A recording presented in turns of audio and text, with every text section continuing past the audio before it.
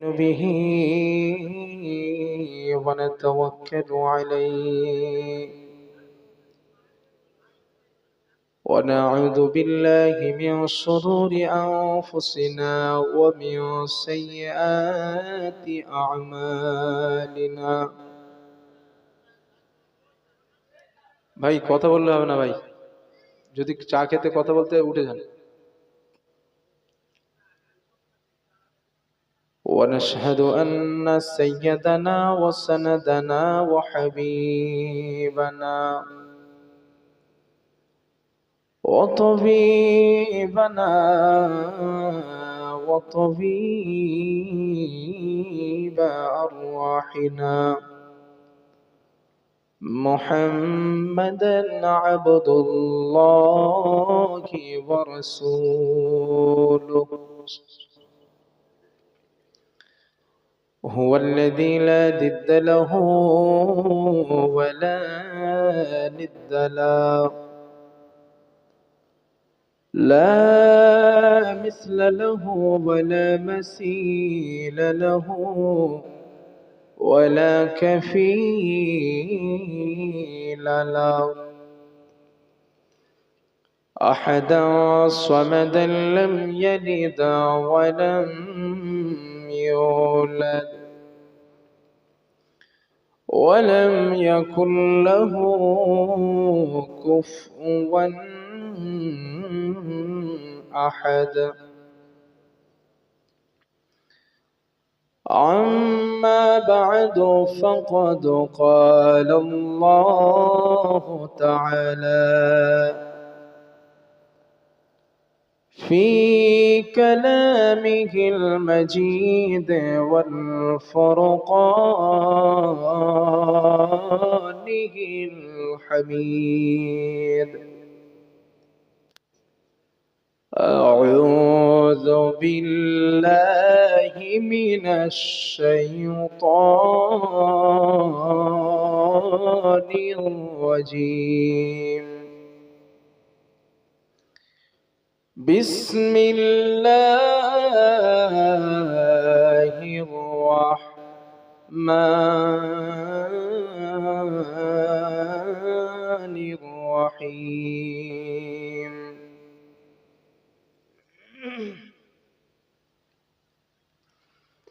شهر رمضان الذي أنزل فيه القرآن هدى للناس وبينات من الهدى والفرقان فمن شهد منكم الشهر فليصم ومن كان مريضا أو على سفر فعدة من أيام أخر وقال تعالى في موضع آخر أعوذ بالله من الشيطان الرجيم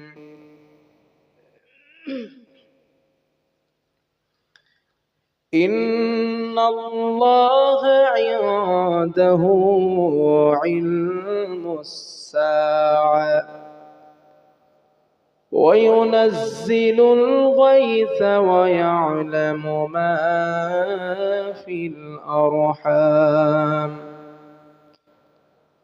وما تدري نفس ماذا تكسب غدا وما تدري نفس بأي أرض تموت إن الله لطيف عليم خبير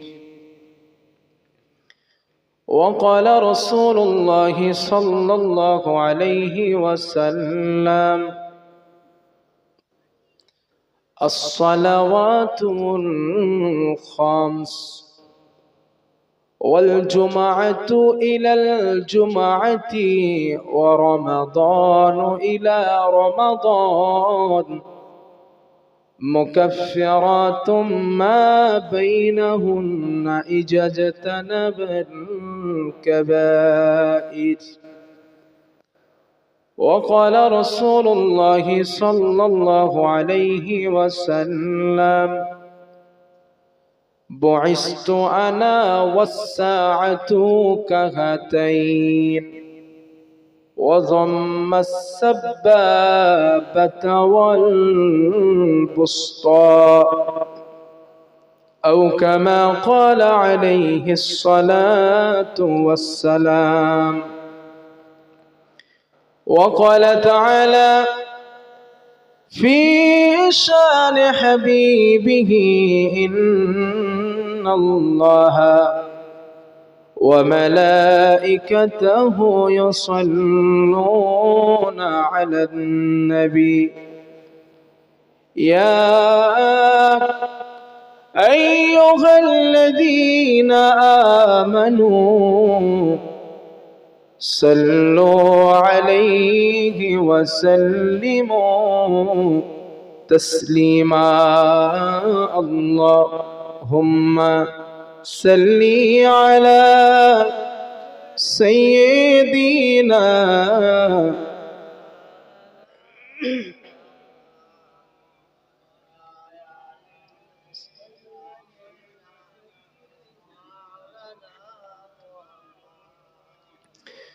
সকলে ঘুম ছেড়ে অলসতা ছেড়ে রসুলের প্রতি মহব্বত আর ভালোবাসা নিয়ে বলিষ্ঠ কণ্ঠে উচ্চ আওয়াজে সবাই মিলে আর একটা বার একটু পড়েন আল্লাহুম্মা সাল্লি আলা সাইয়্যিদিনা মাওলানা মুহাম্মদ ওয়া আলা আলিহি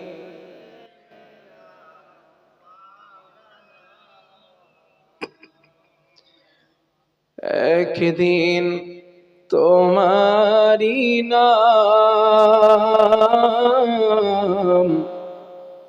মসজিদে হবে এলান একদিন তোমারি নাম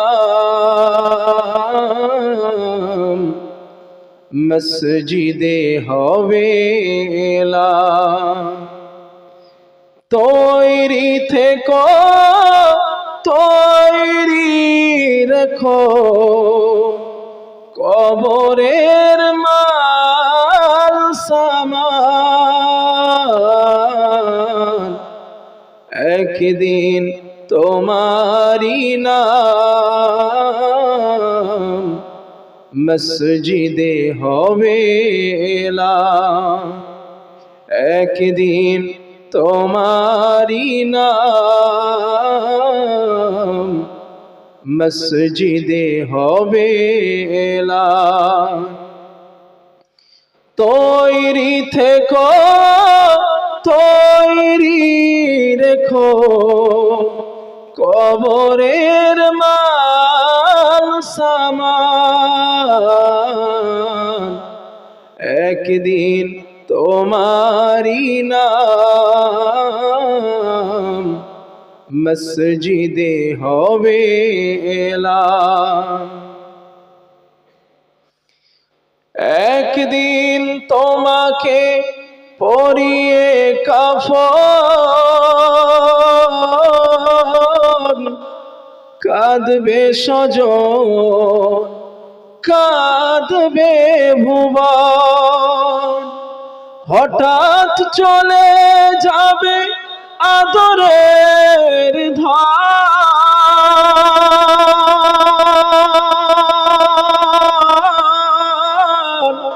কাঁদবে বাবা মা আত্মীয় স্বজন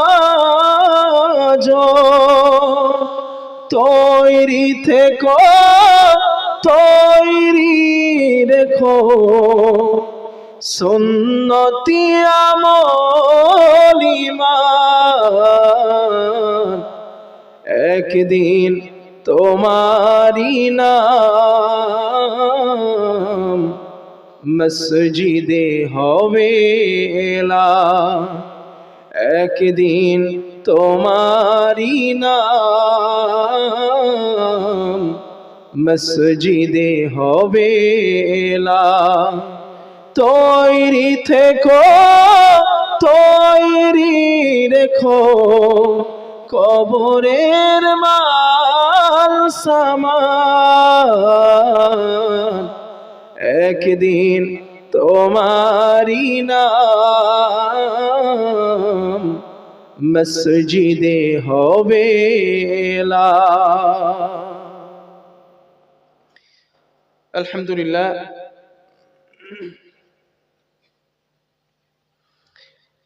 আজ জলসার সম্মানিত নির্ধারিত শিক্ষিত সুবর্ণ সভাপতি সাহেব, সামনে বসে থাকা এ গ্রামের ইসলাম দরদি, কোরআন প্রেমিক, আল্লাহ তার রসুল প্রেমিক আব্বাজান ও যুবক ভাইরা, পার্শ্বস্থ গ্রাম থেকে আগত সম্মানীয় অতিথি সকল, এছাড়াও পর্দার আড়াল থেকে বসে আমার কণ্ঠ শ্রবণকারিণী সম্মানিতা মা এবং বোনেরা, স্নেহভাজন ছোট ছোট বাচ্চারা, আমার সম্মানিত যুবক কমিটি সাহেবানগণ, বিদায়ী বক্তা হযরত মাওলানা সৈয়দ আলী আসগর সাহেব দামাত বরকাতুহুমুল আলিয়া বারাকাল্লাহু ফি হায়াতি। হুজুর আপনাদের সামনে কথা বলছিলেন, তার আলোচনা আপনারা শুনেছেন। আমি বিগত বছর আপনাদের এই মজলিসে কথা বলেছিলাম।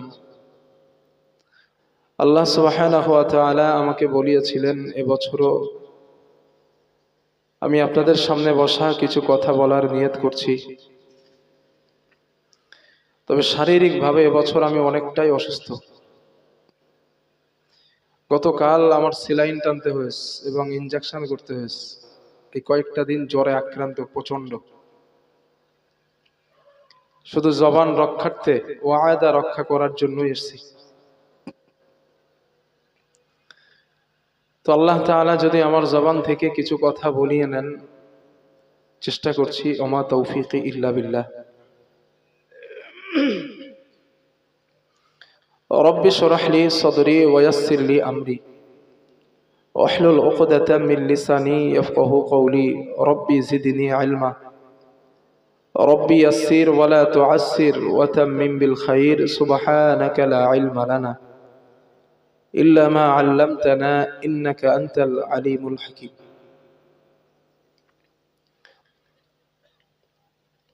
আমরা আলোচনা শুরু করার আগে আল্লাহ সুবহানাহু ওয়া তাআলার প্রতি একটু কালিমাতুশ শুকর আদায় করে নেই উচ্চ আওয়াজে, সমহরে একই বাক্যে সকলে মিলে একবার বলেন হৃদয় থেকে আলহামদুলিল্লাহ।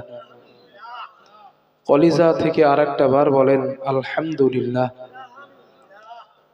রাসূলের প্রতি একটু দরুদ পড়ি সাল্লাল্লাহু আলাইহি ওয়াসাল্লাম, সাল্লাল্লাহু আলাইহি ওয়াসাল্লাম। সম্মানিত আব্বাজান ও ভাইরা, আমরা বিগত বছর কি সাবজেক্ট নিয়ে কোন বিষয়ের উপরে আলোচনা করেছিলাম মনে আছে আপনাদের কারো? বিশেষ করে আমি কি আলোচনা করেছিলাম কারো মনে আছে?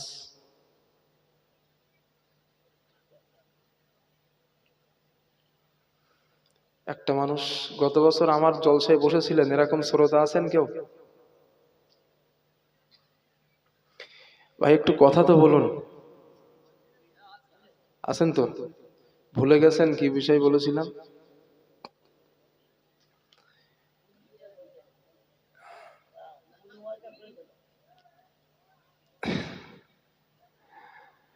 মানে মুসলমানের মরণ হলো এই জায়গায়।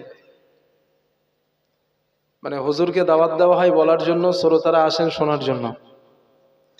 হুজুর স্টেজে বসায় দিলাম, 2 ঘন্টা সময় দিলাম, যা ইচ্ছা বলে যান।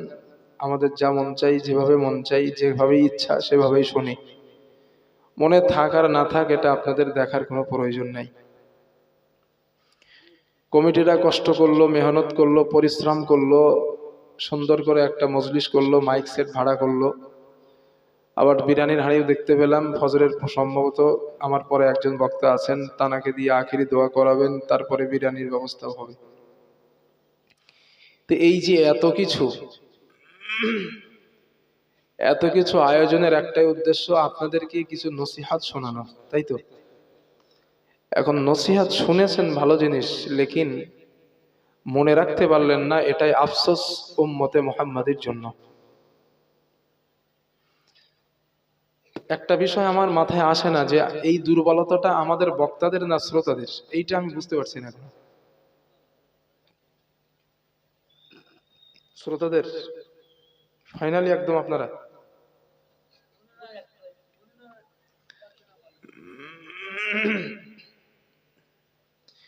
আচ্ছা, এখানে মাধ্যমিক পাশ করেছেন, উচ্চ মাধ্যমিক পাশ করেছেন, এরকম ছেলে আছেন তো এখানে?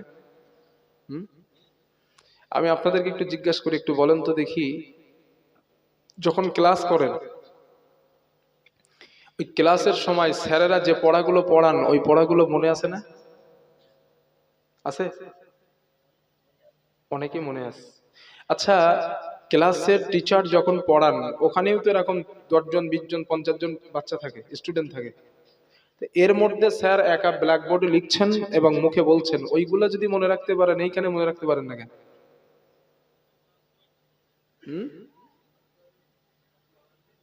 ও, পরীক্ষায় পাশ করার জন্য মনে রাখলেন, আর জাহান্নাম থেকে বাঁচার জন্য মনে রাখতে পারলেন না?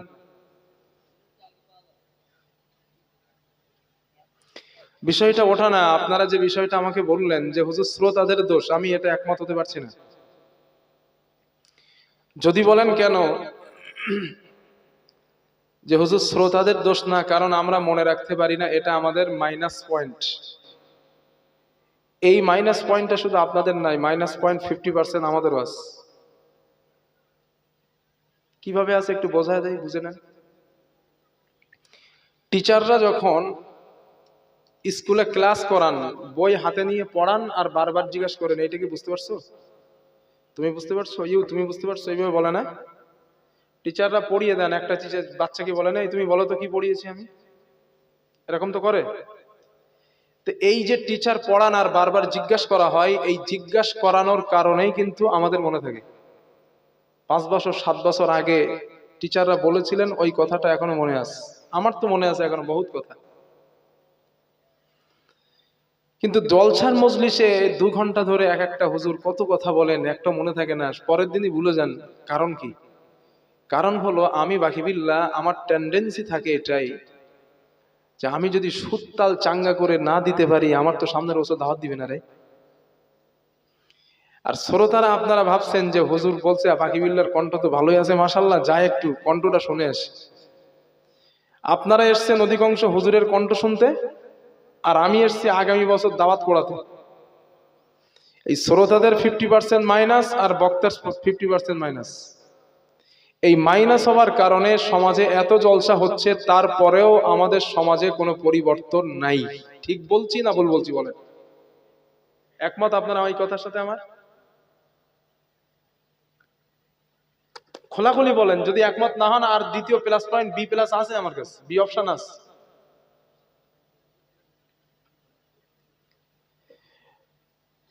এই জন্য আল্লাহ তাআলা কোরআনুল কারীমে বলেছেন, ওই জলসাটাই সফল।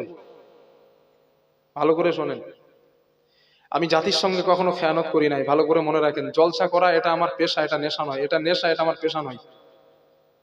আবার বলছি, জলসা করা এটা আমার নেশা, এটা পেশা নয়। আমার পেশা আলাদা। জলসা করেই বাকিবিল্লাহ চলতে হবে এমন কোন ম্যাটার আলহামদুলিল্লাহ বাকিবিল্লাহ নাই। এই 7 বছর স্টেজ জগতে আছি, কখনো জাতির সঙ্গে খেয়ানত করি নাই। ব্যক্তিগত পার্সোনালিটি কখনো মজলিসে বলি নাই আমি। ইউটিউব তার সাক্ষী, রেকর্ড চেক করতে পারেন।